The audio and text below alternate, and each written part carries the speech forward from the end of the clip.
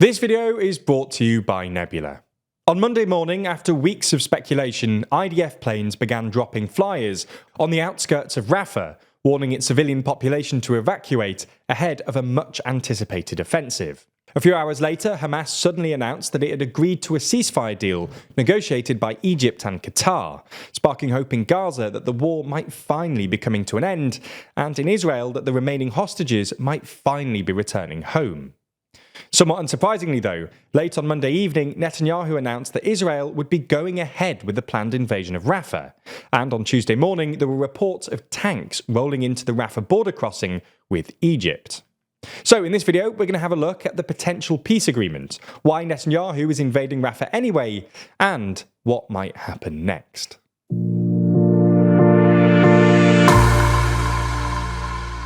Before we start, if you haven't already, please consider subscribing and ringing the bell to stay in the loop and be notified when we release new videos.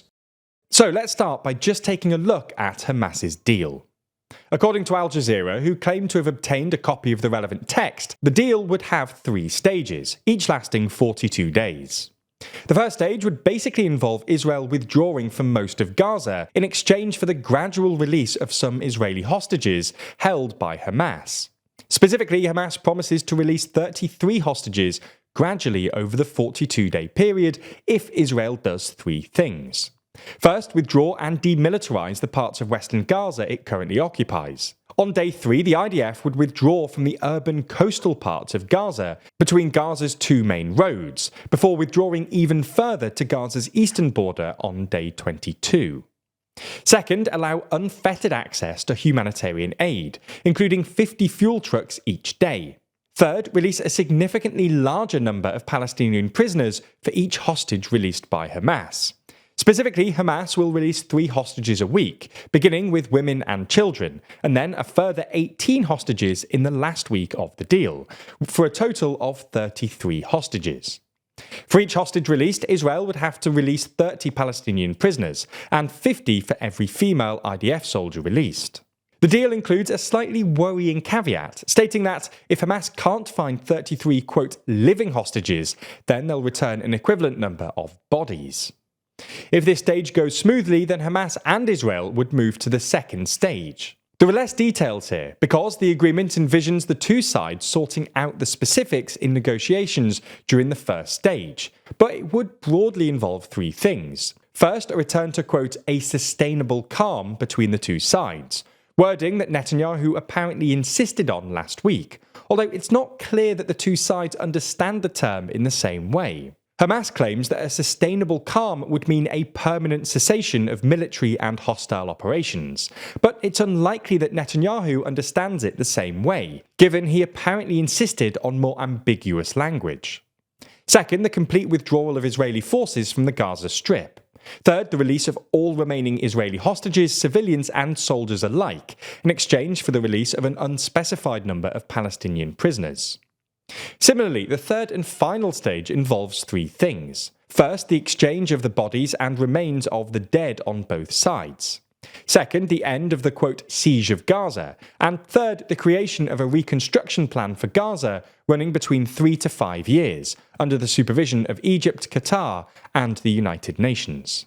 Anyway, immediately after it was reported that Hamas had agreed to the ceasefire, a dispute broke out between American and Israeli officials over whether or not the deal should be acceptable to Israel. The New York Times and Haaretz reported that the deal was essentially the same as an Egyptian proposal that Israel had previously agreed to, and that the changes that Hamas had made to the original deal were overseen by CIA Director William Burns. However, only a few hours after the news had broken, Israeli officials were already briefing that they, quote, weren't taking Hamas's reply seriously, describing the plan as a unilateral Egyptian proposal, and an Israeli official told Reuters that Hamas's announcement was a ruse intended to make Israel look like the side refusing a deal. Later, on Monday evening, Netanyahu's office released a statement saying while he would send a delegation to Cairo to continue negotiations, the deal fell short of Israel's demands, and Israel's war cabinet had agreed unanimously to continue the operation in Rafah. On Monday night, Israeli jets bombed part of southern Rafah, and Israel warned 100,000 civilians living in its outskirts to evacuate to a new, quote, humanitarian zone on the Gazan coast around Khan Yunis. In a sense, that Netanyahu has decided to go ahead with his much anticipated invasion of Rafah shouldn't come as much of a surprise, both because Netanyahu will probably be hoping to pressure Hamas into accepting more concessions in the ceasefire negotiations, but also because, well, it's consistent with the maximalist strategy we've seen since October the 7th, which is in turn a reflection of Israeli public opinion. It's also worth mentioning that, even if it's not his primary motivation, continuing and escalating the war is the best way for Netanyahu to stave off an election, which polling suggests he would lose, given that if he were to agree to a ceasefire, then the more hawkish ministers in his government, namely National Security Minister Itamar Ben-Gvir and Finance Minister Bezalel Smotrich, would probably resign and bring down the government. All in all, this means that, assuming that Hamas don't suddenly agree to some significant concessions, an Israeli invasion of Rafah looks pretty much inevitable, and might even have begun by the time this video goes out. Nonetheless, the coming invasion of Rafah, which has been opposed by basically every Israeli ally, including the US, will still do further damage to Israel's international standing. Perhaps most significantly, Israel's Arab neighbours have signalled that an invasion of Rafah would be a red line for them. Jordan's King Abdullah warned that an attack on Rafah would amount to, quote, a massacre, and the Saudi Foreign Ministry went one further and actually asked the international community to intervene against Israel. For context, most Arab countries, or at least most Arab leaders, have been remarkably muted in their public criticism of Israel so far. The Gaza war has created a clear divide between Arab publics and their leadership. Arab publics are generally pretty anti-Israel, but Arab leaders have refrained from doing much more than issuing strongly worded statements. This could be because they're clearly still optimistic about normalizing relations with Israel and the economic benefits it could bring, or because they think the destruction of Hamas would be sort of a good thing, insofar as it would undermine Iran and potentially amount to a long-term investment in regional stability. Anyway, even if they're not democracies, Arab governments are still responsive to public pressure, and an invasion of Rafah could be the thing that forces them to finally cut off Israel, cementing its status as a regional pariah and making a sustainable peace in the Middle East even more difficult to imagine.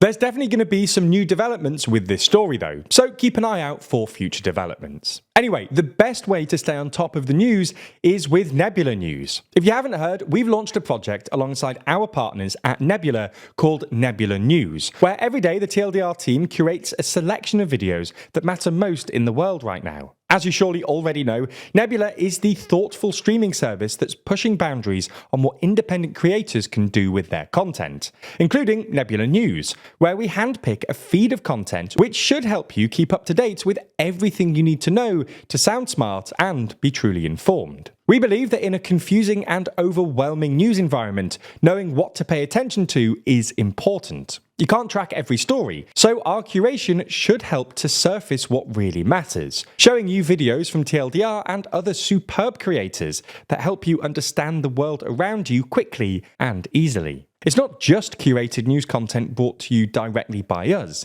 Nebula also features loads of exclusive original content. That's things like Real Life Law's brand new series War Room, which every month runs you through a whole load of ongoing conflicts to keep you in the loop. You can also watch every TLDR video on Nebula ad-free, and in many instances before they land on YouTube. Now, if you've already subscribed to Nebula, you can find the brand new Nebula News section at nebula.tv/news. And be sure to bookmark or save that link so you can use it as your TLDR-ified news homepage. If you're not a member already, then click the link in the description to sign up now. If you do, you'll get 40% off an annual plan by using our link. That's less than £2 a month. Plus, Nebula will know that you came from us, which really helps us out. We've got some really great feedback from existing members, so I hope you enjoy all the effort we're going to with Nebula News.